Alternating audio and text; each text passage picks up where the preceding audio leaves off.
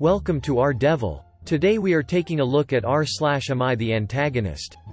Our first story is from Throwaway 319. Am I the antagonist for publicly humiliating my mom? I was contemplating whether to post this for a while, but now I'm curious. I'm 24, female, and I have a half-brother Ethan who is 17. When I was 16, our mother married her new husband and has 2 kids with him. Ethan's father isn't in his life, so he stays with them full time, but I spend more time with my dad and his family because I just get along with them better. I love my mom, but she can be a bit much sometimes, so I rarely see her. Ethan and I text occasionally. It was my mother's birthday a few days ago, and while I was visiting I noticed that Ethan and my newborn half-sibling weren't around. I asked my mom where they were at, and she said that she asked Ethan to check up on the baby while she took a break. We were all in the backyard, by the way, which is massive. But yeah, okay, no biggie. But sometime later I still couldn't find him, and so I went to Ethan's room, and he's rocking the baby while she's inconsolable, and he's crying too because she won't stop. There were diapers and baby formula everywhere, and he was saying that he tried everything but she won't stop.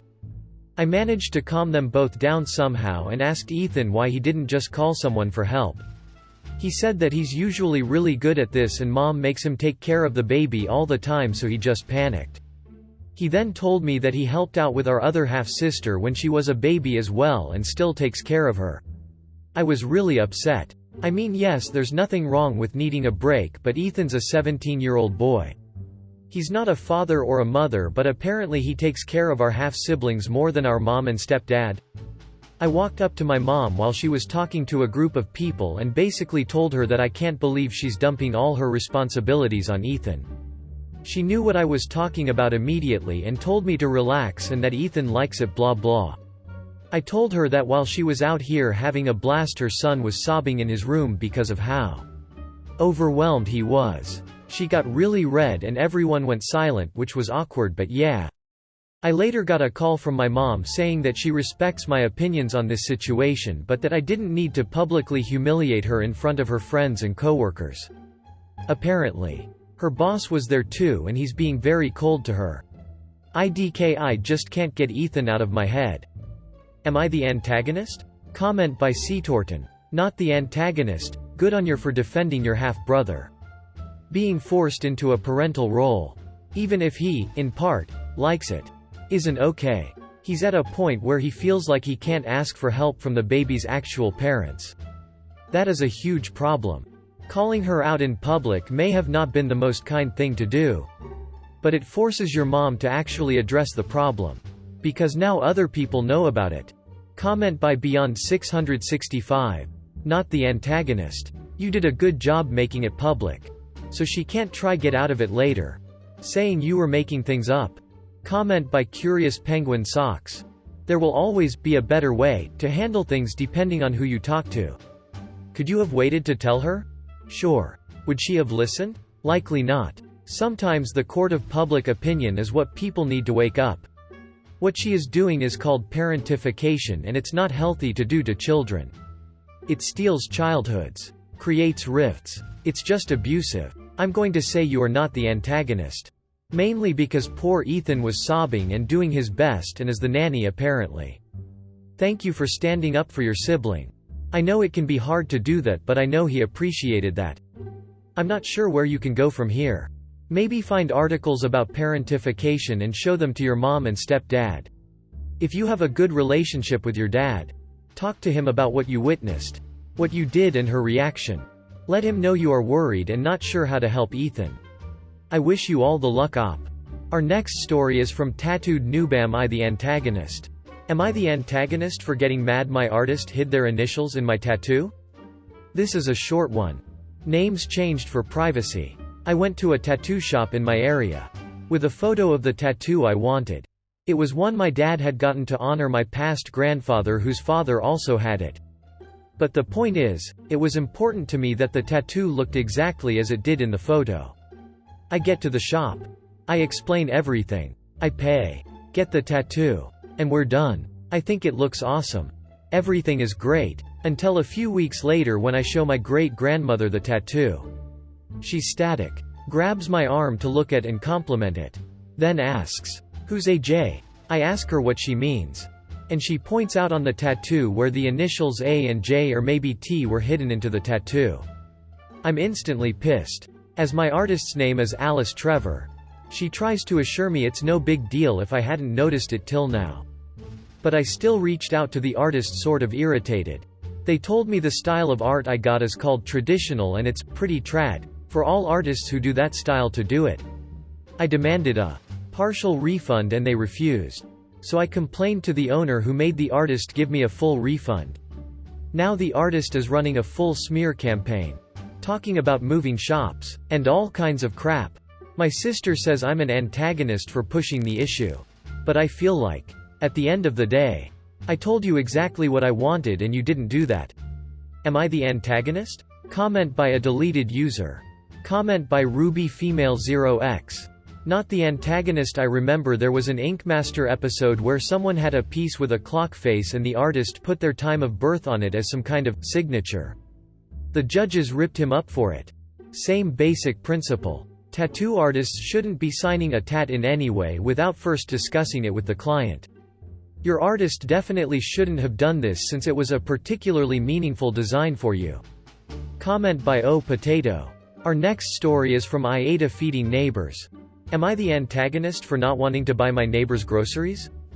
We just had a woman, mid-20s, and her daughter, 9, move into the apartment across the hall from us. The day the woman and her daughter moved in, she got on Buy Nothing, Nextdoor, Facebook Marketplace, and really any other neighborhood buy/sell/giveaway group asking for furniture, baby supplies, she's pregnant, and clothes and toys for her daughter.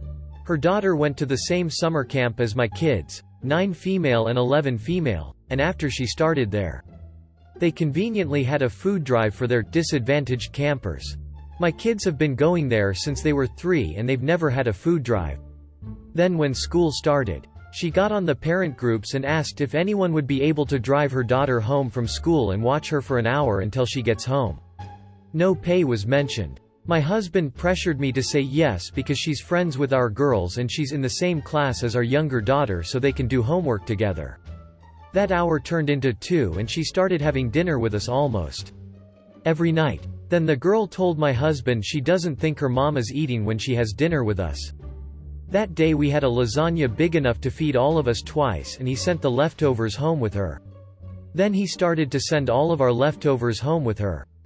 Along with clothes our daughters grew out of, toys they don't want anymore. And he started to buy extra groceries for them. He didn't get anything expensive.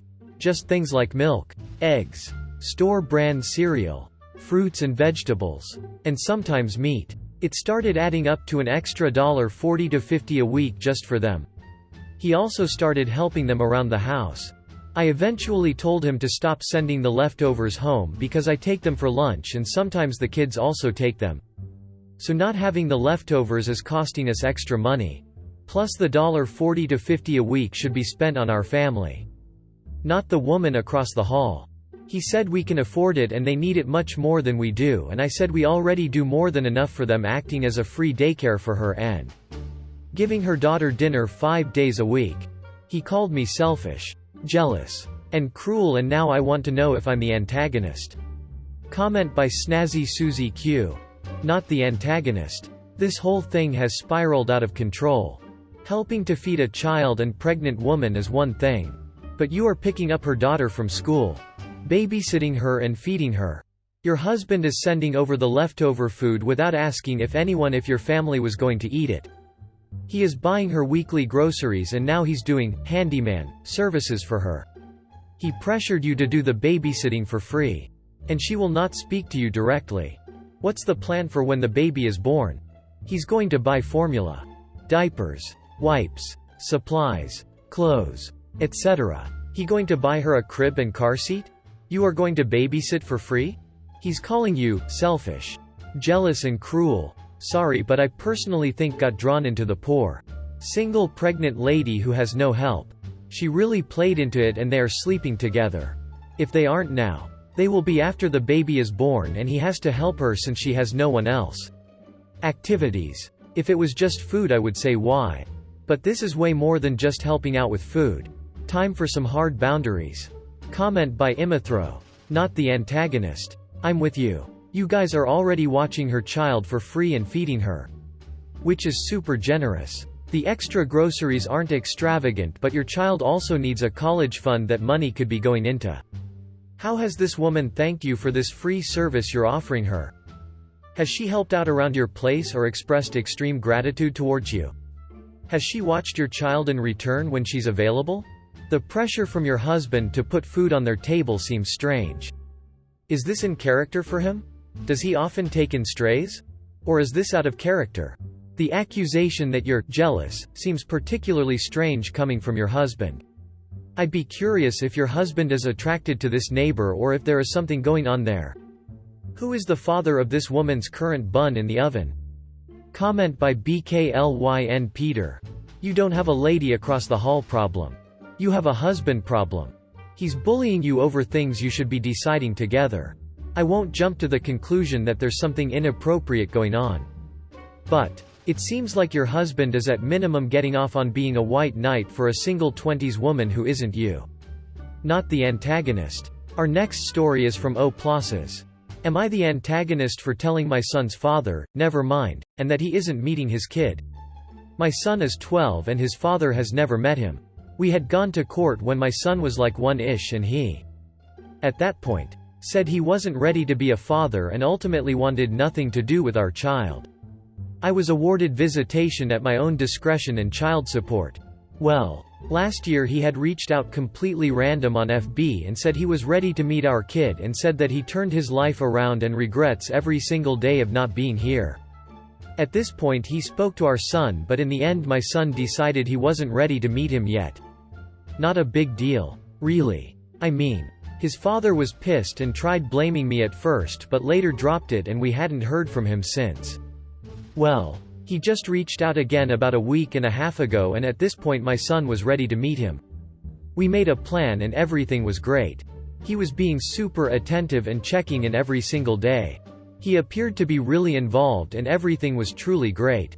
However, he calls me last night and I don't know if he was drinking or what was up with the sudden ducking attitude, but he was being nasty and telling me, I will take that ducking boy from you if you do shit that I don't agree with. He was accusing me of spending the child support money on myself despite me giving him no reason to think this. I told him to stop speaking to me like that and he said it a few more times before I finally snapped and said, you know what? Never mind. I'm not bringing my son to meet you when you are telling me you are taking him from me. You're not meeting him. And hung up. I didn't realize my son heard the whole thing. He was standing on the other side of the door and I was unaware. He is obviously on my side but definitely a bit bummed and just keeps saying he can't believe his dad had the audacity to treat me like that and kept saying, Mom, I want you to know that I would always choose you even if he brought you to court, and it was incredibly sad. I reached out to a friend today because this is seriously mentally destroying me because I know deep down my son still wants to meet him and my friend basically told me that I was a ducking antagonist and I had no right to keep my kid from him. Went on to say, so what if he ducking takes him? The cops would find him and charge him with kidnapping and then your son would know what he's dealing with, but until then stop depriving your son. Am I the antagonist? Comment by Sabora Hoku. Not the antagonist. Your friend is an idiot who doesn't know what she's talking about. My cousins got kidnapped by their father and he took them out of the country until he got sick of them. The police did absolutely nothing. Comment by Anathema Devised. Not the antagonist. Your friend is incredibly insensitive at best. Pretty sure potential kidnapping by a pretty much completely unknown sperm donor is not the bar one should limbo under. You were blatantly threatened. I'd start the paper trail ASAP. BC he can't unring that bell. It sounds like you've done your best under the circumstances. And your kid sounds pretty great. Comment by Not Creative 0921.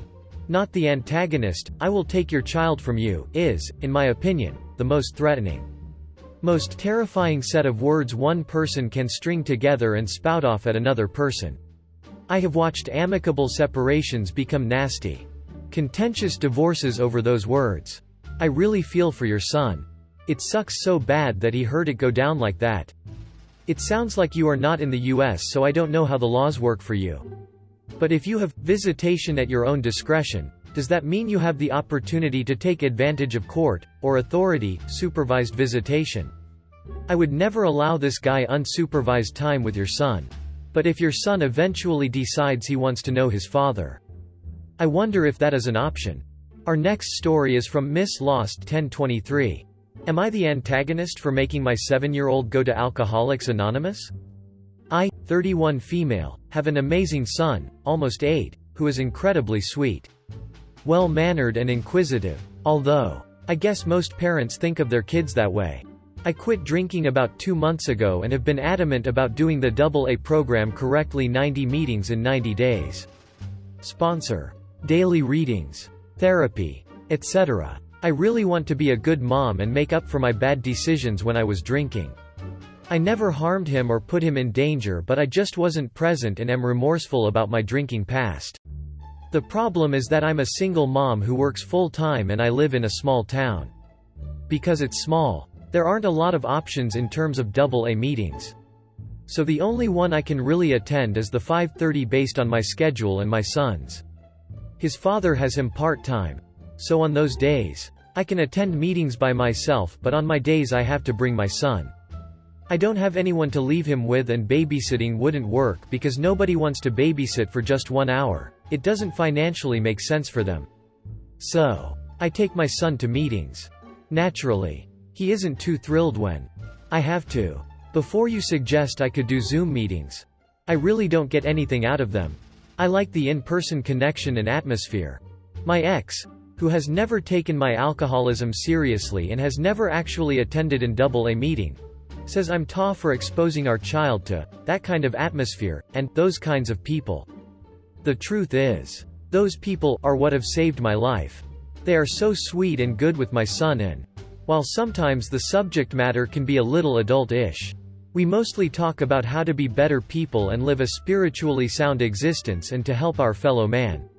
I personally think it's good for my son to be surrounded by people that are trying to better themselves, and also to let him know at an early age the effects of alcoholism as it runs in my family.